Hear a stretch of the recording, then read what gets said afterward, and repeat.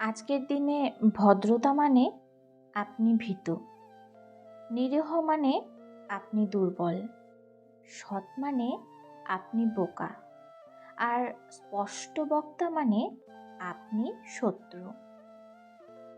সব কিছুর সাথে আপোষ করা যায়, কিন্তু প্রশ্ন যখন নিজের আত্মসম্মানের, তখন আর আপোষ করা যায় না। হচ্ছে কি দিন দিন সব জিনিসের মূল্য বাড়ে, শুধু জীবনই মূল্যহীন। বর্তমানে সমাজে কিছু কিছু ব্যক্তিদের মাঝে এমন আচরণ পরিলক্ষিত হচ্ছে, যারা অর্থ অহংকারে, জ্ঞানের অহংকারে, জ্ঞাতির অহংকারে, রূপের অহংকারে নিজেকে সবার থেকে আলাদা ভাবে। একসময় ওই অহংকারই তার দুর্বলতার ও ধ্বংসের কারণ হয়।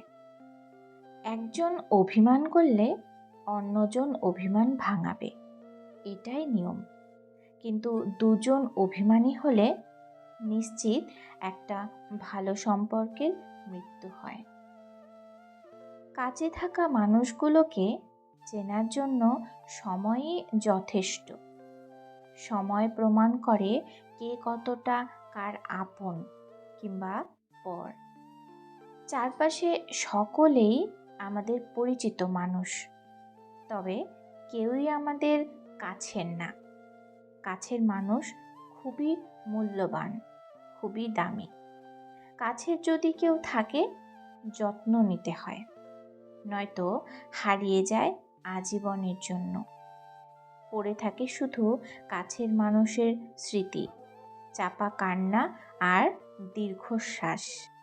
মানুষ তখনই আপনার অতীত টেনে আনে, যখন তারা আপনার বর্তমানকে সহ্য করতে পারে না। দানে কখনো ধন কমে না, ক্ষমায় কখনো ক্ষমতা কমে না, নম্রতায় কখনো মর্যাদা কমে না। মিথ্যার কোনো ভবিষ্যৎ নেই। এটা হয়তো আপনাকে আজ সুখী করবে, কিন্তু মনে রাখবেন, কাল আপনাকে এর জন্যই কাঁদতে হবে।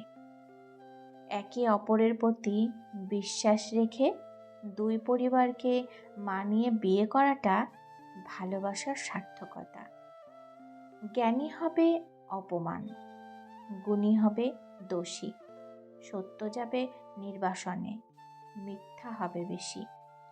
লজ্জা উঠবে আকাশেতে, শরম খাবে ধান, জাতে উঠবে অজাতেরা, থাকবে না আর মান। জ্ঞানীরা চুপসে যাবে জ্ঞানহীনদের কাছে, কথাগুলো বিদ্বানীরা সত্যি বলে গেছে। একটি পুরুষ তখনই কান্না করে, নিজের জীবন বাজি রেখে পরিবারের জন্য কঠোর পরিশ্রম করে যায়, অথচ তাকে বোঝার মতো কেউ থাকে না। আমরা সেই জাতি 200 টাকার চোরকে গাছে বাঁধি, আর 2000 কোটি টাকার চোরকে স্যার ডাকি। প্রতিষ্ঠিত হওয়ার পরেই একজনকে খুঁজবেন, মনে রাখবেন, উপযুক্ত জায়গা ছাড়া মৌমাছিরাও বাসা বাঁধে না। ভুলে যেতে পারাটাই ভালো।